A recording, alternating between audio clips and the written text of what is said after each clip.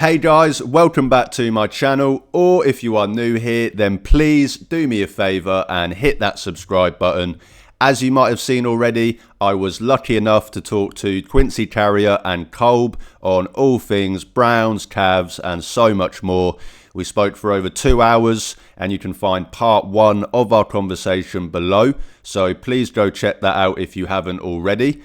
This is part 2 of that conversation where we spoke about the Browns quarterback battle, Deshaun Watson, Kevin Stefanski and more. Thanks again to Quincy and Cole for lending me their time, and let's jump straight into it. Well, mentioning Deshaun, I'll give a little bit on Deshaun, but obviously as someone that has consumed a lot of your guys' stuff, I know where your position is at, but for obviously anyone that hasn't seen your guys' stuff, it's over for Deshaun. Obviously, that's how I think everyone feels, and I don't know why people are trying to make even this argument that, you know, maybe he's going to come back. Are you still in that kind of boat of it's not happening 100%? Deshaun's career right now is focused on what he could do without having to play football for a team, without being on them. Right? Like, I think that's the focus of his career, if they're being smart about it. He's not going to play anytime soon. I know people are trying to make it seem like he's going to play, but remember Aaron Rodgers was like throwing the ball a little bit. Everyone's like, oh, he's going to come back before the playoffs. Yeah. Never did. So the idea that he's going to like play or like be healthy anytime soon is just nonsense. It's just off-season story baiting, right? Like, just I need something to write about. Let me act like this is going to happen so I can write a story when it doesn't and be like, oh, wow, you didn't play. He's going to be put on pup probably at the end of the training camp period, right? Just because I think the Browns are going to give him the solid of being able to get the whole summer to be able to work back and then make the determination on him. Yeah. But yeah, he's not going to play. And look, the Browns are stacking this team with quarterbacks. Why? Because they're trying to just get buffers to ever having to play this dude again, right? Like, they know nobody wants it. I talked to, I hope she doesn't mind me saying this, but like, I was talking to Cam the other day, and she's a beat reporter for the Browns. I know, Cam. I was like, hey man, the vibes feel way better in the building just from the outside looking in. And she was like, yeah, it's definitely true. Like, a lot of them feel like there's a weight that's been lifted off the team. Like, she's heard that from several people on the Browns, right? That's not something you bring back. Like what did Jimmy say? Huh? What did Jimmy say about him? I mean, Jimmy literally said, yeah, I mean, how do you come back from that? If you're Deshaun and you're realizing that's the situation, what you need to provide is that, hey, I can be on your team, not play and not be a burden, so he can stay in the league somehow and sell himself as a backup. Because, you know, if you just look at him on paper, you could say to yourself, oh, this guy could be a high-level backup and somebody who could help a young quarterback figure it out in the NFL. Depends on what we mean by figuring it out, but, you know, figuring out like how to be a professional. Deshaun's always been strong with that kind of stuff. Then maybe that's how he provides value, and that's what he's out here to prove. But his time of proving anything as a player, it's over with. He's more of a reclamation project than like Carson Wentz is at this point, right? Like, it's over, right? Nobody believes in it. And like, think about it like this. I thought his 2023 year was better than most people thought, but people thought he was cooked in 2023 before he hurt his throwing shoulder. Then he hurt his throwing shoulder. Then he popped his Achilles. Then he popped his Achilles again. That's a season. That's a you playing on the field ender, right? Like, that's a nobody cares about what you can provide on the field anymore thing. And if he wants to stay in the league, it's going to be about, hey, can he manage a quarterback room well? Can he help some young guys? And that's the position he's in, right? He's going to try to position himself as the mentor to Shador, even though Shador seems much more interested in Joe Flacco being that mentor. Loves him some Joe Flacco, man. Apparently loves him some Joe Flacco. 5 minutes and they brought up, yeah, Deshaun's in there. Oh, like, see, that's a young man who understands public relations. He's not about to do that. He's had the media training for sure. He might have grew up being a Deshaun Watson fan, but that don't matter no more. Okay, not publicly. Like, what? Yeah. So, and honestly, he doesn't play like Deshaun does either. So, yeah, I think that's how Deshaun stays in the league, and that's what the game is for Deshaun. Mary Kay people are gonna write articles deluding themselves into thinking that the Browns are stupid enough to like give Deshaun another chance. I don't think any organization in football is that dumb or naive. I don't think if the Giants were in this situation that they would be silly enough to be like, oh no, let's see if Deshaun gets healthy. We could play him during the season. Like that's not what anybody's at. I mean, he was 45 out of 46 quarterbacks, and the only reason he wasn't last was because Dorian Thompson-Robinson was worse than him in success percentage. Like, that's over. It's over. Like, I don't care how much money you're making now. They got two dudes on cheap contracts now, like, that can probably outplay you. It's over with. Like, Dylan Gabriel is like the ultimate, we just do not want to play Deshaun Watson pick. Just straight up. Like, Dylan Gabriel, you're willing to draft Dylan Gabriel? That means, hey, bro, I don't have nothing to do with Deshaun Watson. So do you think that Gabriel to, like, develop, right? Like, you're drafting Dylan Gabriel because you're like, hey, man, worst case scenario, we start him. Yeah, true. Do you think that obviously with drafting the two rookies would probably help? Because as you said, Deshaun's making that money, but if you've got two guys making fuck all, then it doesn't obviously impact it as well. But do you think that obviously he'll be on the roster this year? Do you think they cut him next year with move the money around and cut him next year, or do you think they just let him play that last year out on the contract, the year after, or do you think it comes down to, as you said, if the rookies, any of them are good and they're paying cheap elsewhere? So Jack Duffin actually wrote about this recently. I was shocked by his answer to this when I spoke to him, because I was in the boat of cutting him next year, move the money around, do what you need to do, and cut him next year. But he shut me down and said, "Nah, he'll be on the roster and just play both of the years. Well, not play both of the years, but be on the roster for both of the years." So it actually makes more financial sense for them to keep him on the roster next year. It's basically going to be the exact same situation as this year. Like, yeah, you're on the roster, you're here, we're never going to play you. You know what I'm saying? It's going to be a little bit more complicated only because, like, he's not going to be hurt. Because at least this season, like, he's ruptured his Achilles twice. He's not playing this year. Next season, he'll probably be healthy. So that makes it at least a little bit more awkward, probably, because you can't just put him on PUP and just say, like, okay, he physically cannot perform, so he's not going to be around. So he might be around, but he's not going to play. He's going to be the last quarterback on the depth chart. Like, he'll be on the roster because he's owed so much money. Yeah.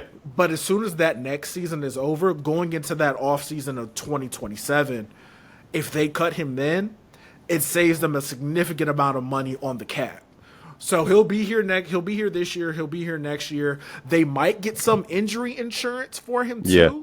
So that's another part of it too, is why they won't cut him. So he'll be here next year. Or play him this year.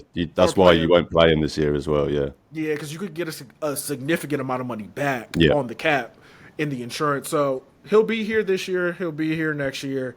But going into that summer of 2027, they're going to cut him. And then hopefully they have their franchise quarterback by then, so you don't have to worry about anything. Yeah. Yeah.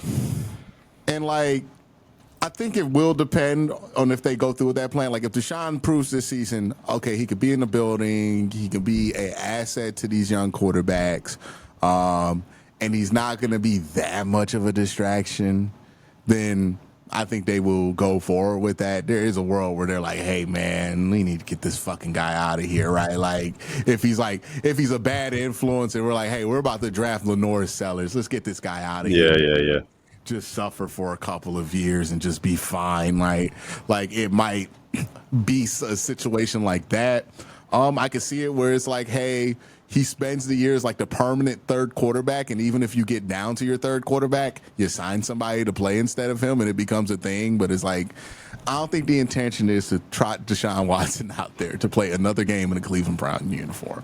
However they get to that point may be surprising, but I think the intent will still be the same, right? And the truth is, he did not play at the quality level of a backup quarterback last year.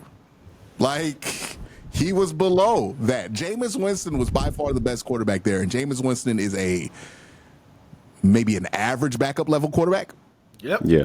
and he was way better than Deshaun Watson. So like he's not really at the point to where he can even be somebody's backup. So he'll be inactive. He'll get to wear all the latest fashions that the Browns are trotting out there. Their sideline authentic apparel, right? You get to cut the sleeves off, wear his beanie, right? His headset game. He'll be a coach, right? And that's how Deshaun's going to have to try to market it. Say, oh, look at the work that Deshaun's doing with Kenny Pickett to try to help him after that interception. Like, he's going to do that kind of stuff. The stuff that Kenny Pickett got credit for. Yeah. He was injured, right? Like, he showed up to the booth. All that kind of silly stuff, that's going to have to be what Deshaun Watson majors in, because these next few years aren't about what he could do on the field. He's not going to provide anything on the field. But it's about what can he provide to your building? Does he still have value there if you're another team? And that's the best way, if you're him, to sell yourself to stay in the league. And if you're the Browns, like, yeah, you're not going to get anything out of him play-wise, but if you can get something valuable out of him as a mentor-ish figure in that locker room, then okay, cool. He's another washed all-pro, right? Like, maybe he has something mentally to offer. Maybe, he could provide a cautionary tale for whoever's in there. Like, hey, you think shit's hot. It's like that episode of Atlanta where, like, Al walks past himself high in Denmark. It doesn't realize it's him. And it's like, hey, Shador, that could be you. Okay, like, don't get crazy. Like, it could go fast, right? So that's the role that Deshaun's going to serve. And, he don't got no power in that building, right? Like, he's not the guy. He just makes a lot of money. And he's been stripped of any status. The second Jimmy Haslam said it was a swing and a miss, the status is gone. And all of a sudden the vibes went better and breathe. Did you see them boys had a seafood boil? They did. Yeah, they wasn't doing that last year. They wasn't staying long enough to have a seafood boil, putting all that shit in their pickup truck. They was going home. Okay. Now Wyatt Teller in there making seafood. Hey, Rook, you want some crawfish? That wasn't going on. Like, Mike Hall's like, what happened? Like, why y'all doing this for them? Y'all ain't do this for me last year. The vibes were genuinely awful last year. But now it's like, okay, they feel a lot more loose. You see Joe Bitonio openly talking about how he hated everything the Browns did last year. Yeah. Like, we know what the problem was, right? I love when we get those. I love when we get those little interviews where it's just like, yeah, man, everything we did last year sucked. I don't know what was going on, but we're back. How many we're times back have now. you heard a Browns player say, hey, man, we know what the problem was last year? I think, and you sat there going, we know, The next sentence, we just got to get better at quarterback. The status is gone, right? So you don't have to worry about, if Deshaun rushes back, will they start him? No, they won't. Okay, like, there is no desire, no demand. Jimmy Haslam is not sitting there, I want to be proven more wrong. Let's play Deshaun Watson more. Everybody wants this to be over. Yeah. Including the dude who brought him here, right? Like, I think that's what it is for me. It's just, yes, I was last year when kind of, the injury happened. I mean, even before the injury, just when he was, I think after the Giants game, I was like, I never want to see this guy even in the building, let alone on the field in a Browns uniform. But, and then I was kind of like, let's just get rid of him, cut him, take whatever we need on the, whatever the damages are. But I think now what it comes down to, as you kind of highlighted there, is just how much can he contribute and not be a nuisance. If he's on the roster, but there's not, storyline every week about Deshaun Watson in a negative light, then obviously get him off the roster. But I think you're going to hear some egregious puff pieces by Mary Kay over the years. Oh, 100%. Deshaun Watson has really been working. Like, let Shador Sanders get out there and start burning it up. Oh, yeah. They were like, Deshaun Watson has been working with Shador about working through his progressions. And I'm going to be laughing my ass off because I'm like, Deshaun ain't worked through no progressions in this offense. What he teaches Shador? And we know it's Joe Flacco, right?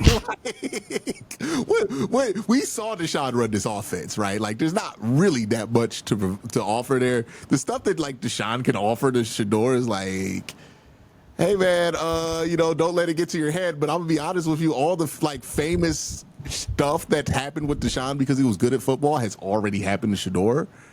Because Shador is the son of Deion Sanders. Yeah, right? yeah. Like, that's not somebody who needs to be coached about how it's like to get famous. Yeah.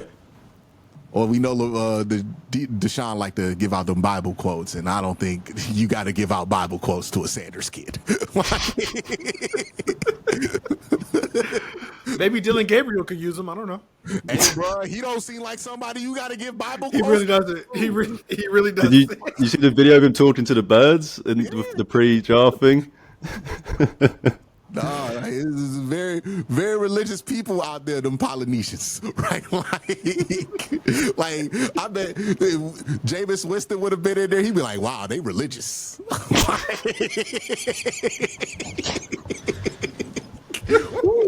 I mean, I love God, but damn.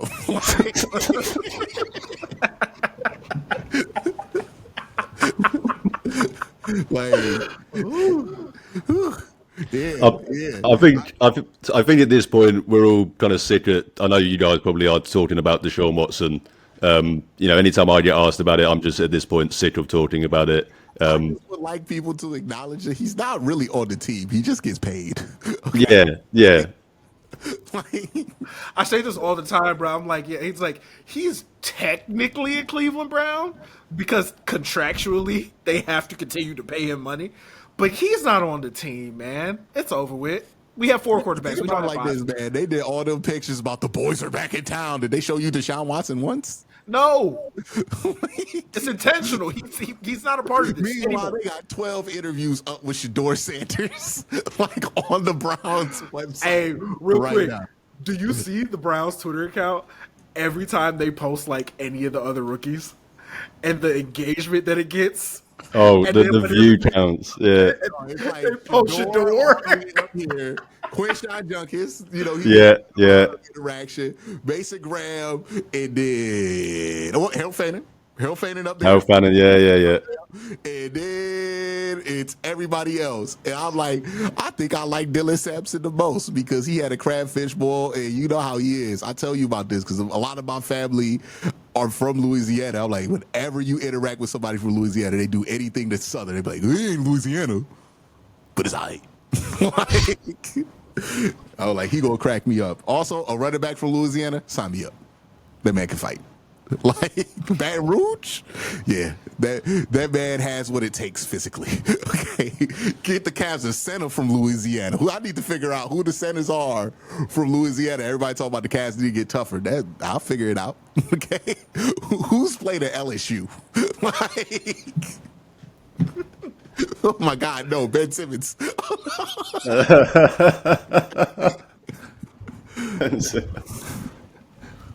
But yeah, in all seriousness, the vibes feel much better with this team, and it feels like the absence of Deshaun Watson's status is the direct result. And I know people hate when I say these things, and they think I'm just saying, hey, all the Browns' problems last year were because of Deshaun Watson. I'm not saying all of them were.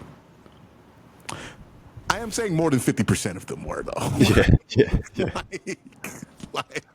How did people watch them? How did people watch them last year and disagree with that, though? It was always the craziest thing. You know who we know agrees with us? You're wearing his jersey right now. Okay? Like, we know that. It's Jimmy Haslam says, hey, man, Deshaun's not in our plans anymore. Myles Garrett signs a contract. Yeah. Like, That's so true. But I mean, it's weird because the vibes. I mean, I don't know about you guys, but last year I think was the most not confident. With Browns fans, confidence is a bizarre thing, but the most kind of optimistic I felt going into a season. Obviously, coming off winning 11 games with 5 different quarterbacks. Deshaun, when he last played, looking decent enough to at least contribute with the rest of the roster being as good as what it looked like. I obviously went into this coming season with a lot of more expectations than I've ever had for a Browns team, and we all know how it went. They went 3-14. A, was I crazy for having those expectations last year, and B, it's would you say the vibes now are actually better, even though we're probably going to win 5 games next year? So I won't say you're crazy for having the expectations, because anytime your football team wins 11 games, in your mind you have to be like, okay, we have to be pretty decent, especially if there's not a ton of roster turnover. Like, they pretty much brought that entire roster back, except you swap out Amari Cooper for Jerry Jeudy, which was an upgrade. Which was an upgrade. That's crazy though. They had Amari to start the year. Yeah. We had both. The roster got better, but the problem is that they did return everybody from that roster. Yeah, like you can't anticipate a guy going from being decent enough. What was their record in the games Deshaun played? 5-1. 5-1. They were 5-1. Yeah, I think 5-1. No, they lost 2 games. No, they lost 1. They lost 1 game. They were 5-1. They were 5-1. I think it was quite a good record. Yeah. Oh, technically, I always say 4-1 because he technically started that Colts game. Yeah, that doesn't count. That doesn't count. That doesn't count. So that does not count. 4-1 makes sense. Okay. So 4-1. But yeah, 4-1. It sounds right. You can't expect a guy like to go from when he was out there, he was competent enough for them to be able to win games and win games pretty comfortably that year in the games that he actually started and finished. Yep. To being the absolute worst quarterback in the NFL.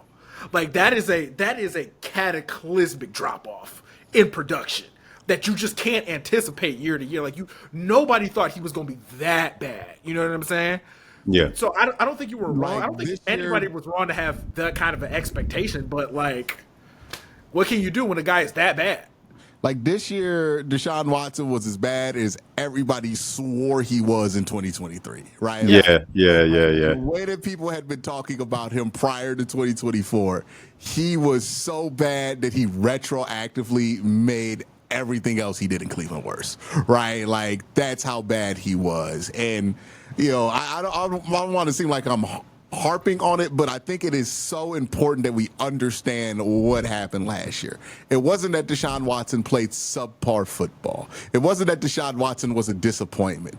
It was that Deshaun Watson and Dorian Thompson-Robinson were the 2 worst quarterbacks to have logged 100 snaps in the NFL last year in terms of success percentage and EPA per play. Those 2 were 46 and 45 out of 46.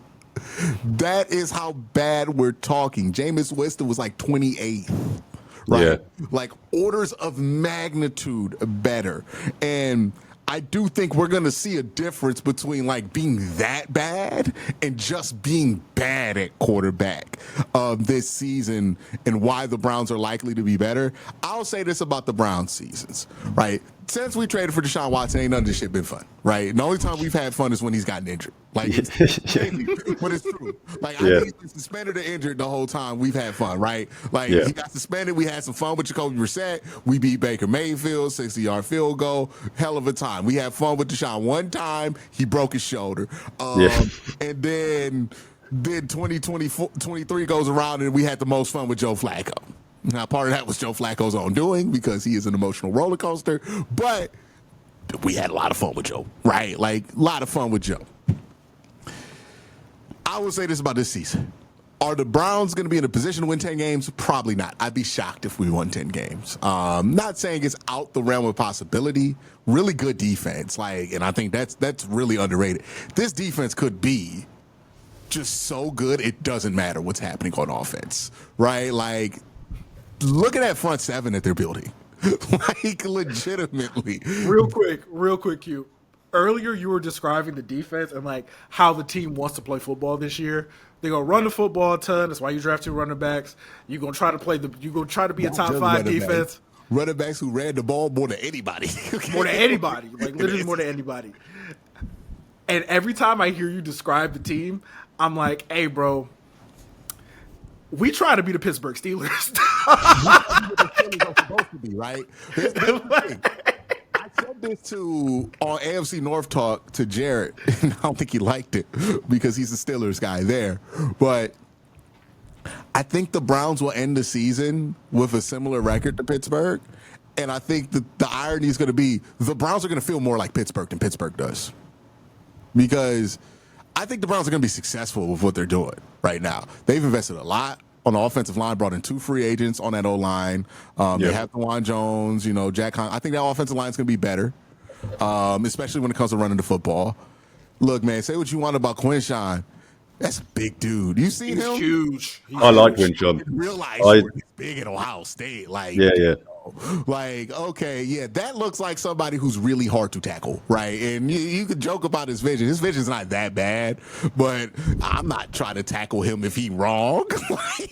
Hey, have you watched film of Quincy yet, Q?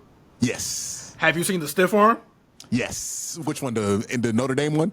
I'm just talking about in general. Every time you break it out. Yes. I saw somebody say he reminds me of Marshawn Lynch, and I was like, I can see that. Right? Like, I can see that. Really physical dude. And not just physical, knows how to be physical. It's not like a Trent Richardson situation where he just knows how to absorb contact. Nah, he knows how to deliver some blows. And you ask Notre Dame. Okay? Ask them poor boys at Marshall. They quit at the end of the game. Mike Green wanted nothing to do with that. Right? I bet Mike Green is not thrilled to see the quick shot is in the AFC North. Again, he like, that boy can hurt somebody. Real physical guy. Dylan Sampson, not as punishing or as big as Quinshot, but still a very physical runner. And then they go and sprinkle in some Jerome Ford to do some of that home run hit bullshit. Okay, take this end around, 6 carries. We don't care if you get knocked back behind the line of scrimmage 3 times a game, right? As long as you get us like 15 yards one time, it's cool. Yeah. And then they're going to play low yield football with whoever's at quarterback, right? Kenny Pickett, Dylan Gabriel, get ready to learn mesh, right? Because that's what you're going to run. Mesh. Okay, Jerry Jeudy running this way. Harold Faden running that way. David Njoku over the ball. Those are your 3 options. Don't throw that wheel, right? Like, that is the kind of football we about to play, right? Hold on. Occasionally, I need you to look Jerry's way so Jerry don't get mad. Outside of that, we gonna get the ball all mesh, right? Okay, they chase Harold, they cover David. You get it to Jerry, right? And then look, we'll throw Jerry a bone, couple backside digs a game, right? Get you 20, 30. See what I'm saying? Right? That'll get you to like about 1250 over the year, and you gonna be happy, Jerry. We gonna do it. We gonna get you the ball, right? Hey, look, there's plenty of receiving yards to be had if Cade Klubnik start looking like Joe Burrow. It's time to do what needs to be done. Hey, there's going to be plenty of opportunities to put in good old Joe Flacco and let it rip, baby. Let's go. Hey, Shador, throw anything. Let's see what you got, right? The good old Kevin Stefanski, I'm going to start a rookie and let him run the whole offense off the Yeah. Let's see if you got it, kid. Right? Which, by the way, look, if Shador Sanders is successful in his rookie year, he might actually be something because Kevin Stefanski does not adjust his offense for anybody. Not at all. And you know what the worst thing Kevin does? I'm like, that's not Mickey Mouse, dog. He's running that shit. You know what the worst thing Kevin does? Kevin lets the rookie run the entire offense, and he lets the rookie run the entire offense against the Baltimore Ravens. He don't care. He does not care. He did this to DTR 4 times. He did him dirty. For a short week, he was like, "Nah, you got to do it. That's the job, son." Yeah. No, Kevin is not one of these like Sean McVay. I'm gonna hold your hand and work you through it. He's like, "Nah, dog, I ain't the quarterback. You the quarterback. Okay, do it right." Like when Baker was not wanting to take direction, he was like, "All right, be the quarterback." Getting his ass beat every game. You don't want to listen to me about protections, okay? Be the quarterback. So if Shador get out there and start cooking, I'm not about to discount that one bit because I'm like, I know how Kevin do with these rookies, dog. He don't give about easy you into nothing. He like either you could play or you can't. Okay? This is the job, son. We are not wasting any time figuring this shit out. Either you can play or you can't. Yeah, let's figure it out. He cool, but what happens when he has to do protections? Nah. You're you're doing protections. We've got 2 first-round picks next year. These guys are not getting any grace. Worst case scenario, you suck. We get somebody else. Yeah, exactly. Somebody gonna do the job. Look like Kane Clubbing, no protections. Zero tolerance policy at the quarterback position this year. We don't care. I think I figured out what Kevin likes in a quarterback and what he does. I think I know what he does not like in a quarterback. One, he wants you to do the whole thing, right? Like, he's going to do the whole thing. Like, I'll put some handcuffs on you about what you have to see, but pre-snap, you got to do all of that. And then 2, he don't like these dudes who be out here throwing these interceptions, right? That is sour Kevin on you. He stuck with Deshaun Watson that whole time. Why? Because Deshaun didn't throw that many interceptions. Second interception started coming. Get out. Okay. Got to go. Right? Hey, Dorian Thompson-Robinson, he was fine with all of the goofiness that Dorian was doing until Dorian started throwing them interceptions. Then he was like, all right, Jameis. And then Jameis started throwing. Nope, Bailey. The Bailey threw interceptions. We'll put DTR back in the game. Right? Like, he ain't going to go for them interceptions, man. Like, and that makes sense why he drafted Dylan Gabriel, because Dylan Gabriel plays like a man who's been playing for coaches who are terrified of interceptions his entire life.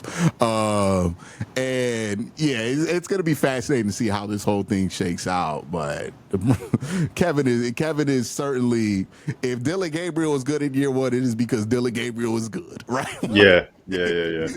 Kevin will, like, if you are like decent, you can play in the NFL. He can make you better. I don't want to make it seem like but he's not Kyle Shanahan where he's going to put so much around you that you cannot fail. That's not Kevin's bag. Kevin's like, I want to know if you good or not, son. Like, you gonna have to throw under pressure. Okay, like. Do you think because of that we're going to see all 4 guys start at least one game this year? Do you think that's a possibility? Are all 4 guys still gonna be on the roster when the season starts? Well, actually, good point. One of them would have to get brought back in, obviously, after an injury or something. So let's say whatever 3 make it. So I expect it to be 3. Joe Flacco's going to start games for this team. I think the question is, will Kenny Pickett start games, right? Because Andrew Berry, you would not fool me again, right? Like, I see you guys putting out all this Kenny Pickett propaganda, and I just think to myself, you're trying to trade him. You're trying to tell us y'all like nobody. Like, unless you're trying to move somebody. Like, that's not. So it feels like they're trying to, they got Shador, so they're like, well, I don't really think we need Kenny anymore. Kenny certainly sees himself as a starter. I think Kevin probably wants to play Kenny because Kevin's thinking, like, that's the best chance I got to have a starter all 17 games. Because Kevin's really trying to win games, right? Like, yeah. The front office and the head coach are just going to be at odds about what the plan is at quarterback. There's no way Kevin's going into the season thinking he wants to play 4 quarterbacks. But Andrew might go into the season like, I wouldn't mind playing 3, right? Like, because he wants to see what he has in all of these guys. If Shador or one of the rookies show so much in, like, the joint practices that they earn the trust of the staff and the team, then that could change the dynamic of things. But unless, like, one of those rookies start week 1, we're probably going to see at least 3 of them, right? If Kenny's your starter week 1, I don't think he's your starter for 17 games, right? So, we're probably going to rotate through some guys. Maybe we have some fun at the end of the season. Maybe we have some fun at the beginning of the season. I will say this, with the way that Kevin likes to not put training wheels on this offense, I don't know if that's going to go well for Kenny Pickett, because Kevin will just be like, nah, you got to throw that shit. Like, you'll see him on the sideline, and I'll break it down and feel like he's open, and Kevin's like, you got to throw it. And then you see it on the mic'd up, he's like, he was there, throw it. Yeah. The building the Browns post game when he's like, buddy, what's going on? Yeah. buddy. That's the thing.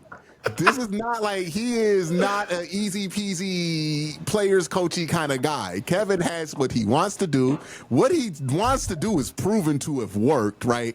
And the thing is, the vets in the building believe in that shit because they have seen, like, oh, we've made the playoffs with Joe Flacco. Kevin know what he's doing. There's no doubt in that thing about if Kevin knows what he's doing. There was more issues with them when they went away from Kevin, and the reaction to that. And I think what we're seeing is them being like, why did we go away from what we're good at? What did they go away from? Kevin's offense, right? Like, so they want to run that offense. They know that that offense can be successful. David Njoku has had some of the best years of his career running that offense. So you know what's going to happen when you get to the huddle? David going to be like, hey, man, that shit's supposed to be right here. Okay, like, what you mean? This is the offense we running, right? So there's not going to be a lot of tolerance for not executing the offense properly. And I think, you know, Kenny Pickett, Dylan Gabriel, Joe Flacco, they're all going to be in that category of these are guys who have to execute on day one immediately. And I think of those three, Joe Flacco's the best bet to be able to execute the offense because he's the only one we've seen execute this offense at a high level. Like, Dylan Gabriel's coming from, like, Mickey Mouse bullshit offenses trying to execute this one. I'm not sure if that's going to be successful. But he has been able to execute an offense at a high level before. Shador, I wouldn't write off his ability to execute this offense because, like, what he did in college was not that dissimilar.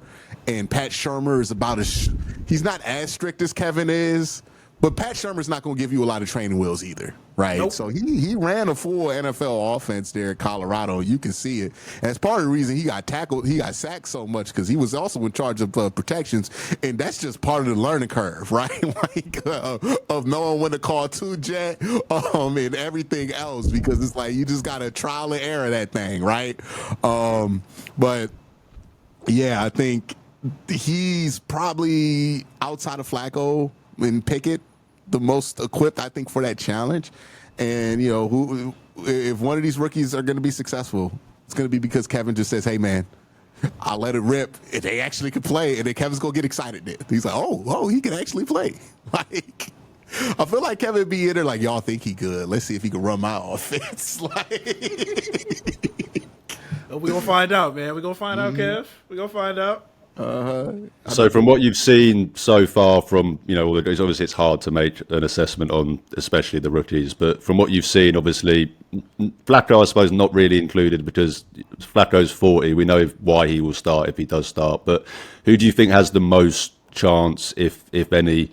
I know you kind of probably touched on it there a little bit, but who do you think has the most chance out of those guys from what you've seen so far? I think Shador, because he's not going to be scared. Like, the one thing about this offense is you can't be scared. Like, he don't want you to throw interceptions, but he don't want you to be scared, right? He wants you to be confident. And what we have seen, quarterbacks who struggle the most in this offense are the ones who lack a lot of confidence, right? Like Deshaun Watson, his confidence was shot by the end of that run. And you could just see it. He had no confidence left in himself, in his ability to make throws, in his ability to make decisions quickly. He didn't trust himself, right? I don't know what Dylan's confidence is like, right? We'll see what that looks like, but I know Shador is a very confident individual, and he has that part of him. He's not a wild card like Jameis, where Jameis think he could just do things that are crazy. But the idea of getting back on your fifth step, ripping a backside dig, and having a small window to complete it, Shador sees himself as somebody who is entitled to that throw. Like, he can make that throw, and he's gonna make that throw. And I think that's going to help him, right? Like, that's what helped Jameis, because Jameis had the balls to let it rip on a lot of different throws. Joe Flacco had the balls to let it rip, right? So as much as it's important that you take care of the ball, it's also important that you have the confidence to let it rip. I don't know what Dylan's confidence is like because he played at Oregon, and they play low-confidence football quarterback no matter who's there. And then he played for Josh Heupel, another low-confidence football team, and Lincoln Riley, who, unless you're Caleb Williams, doesn't let you do much, right? Yeah. I don't, and he threw the ball downfield a lot when he was with Lincoln Riley, at least, and that's the one guy who will let you rip. So we'll see what it is with Dylan. If he has more confidence there, then he has a chance to be successful with the Cleveland Browns. But right now, if I'm just judging off of what I've seen from these guys in college and what we know about them, Shador seems to have a confidence about himself that might not have been useful in the pre-draft process, but might find useful in a situation like Cleveland, where Kevin's going to be like, nah, we ain't about to do this Cliff Kingsbury bullshit. You're not throwing 12 screens. You throwing that shit right now. Okay, that's the hole I need you to hit, and that's the time I need you to be on, and that's what I need you to do. And I think Shador's going to look at that challenge and say, I got that. And that's going to, maybe it's irrational confidence, but it'll give him the ability to let it rip. And I think that's important. Yeah. Yeah, I agree with you. I mean, it was funny because I spent the entire offseason arguing with people why the Browns shouldn't draft Shador at number 2. And now since the draft, I've spent all of that time arguing why it was actually a good thing that they drafted him in the 5th round. Well, like way different, right? Like, yeah, he went in the 5th round. If you would have took him at 2, we would have never known the disaster. Oh, yeah. That was draft value wise, right? Because you absolutely did not have to take him at 2. It'd have been funny though. We would have been talking about Dylan Gabriel like we didn't have to take him in the 3rd round. But, yeah. Like, ultimately, the dude you took at 2, you absolutely did not have to take 2. That's just the funny way about how all of this works. Who knows when Dylan Gabriel actually would have gotten selected? But yeah, it's like my thing with Shador was like he's not a good enough prospect at quarterback to go 2. No, that was the same with me. It wasn't the off the field stuff. He was very much on the table for him. Yeah, like he was clearly a 33rd pick in the draft to me. Yeah, but like he didn't have the physical traits, especially if you look at the quarterbacks who went in the 1st round, the quarterbacks who went high in the 1st round like years before. I think Anthony Richardson is a perfect example. Like, he's the complete antithesis of Shador to me, where Shador was like super productive in college. Everywhere he went, great stats, great production.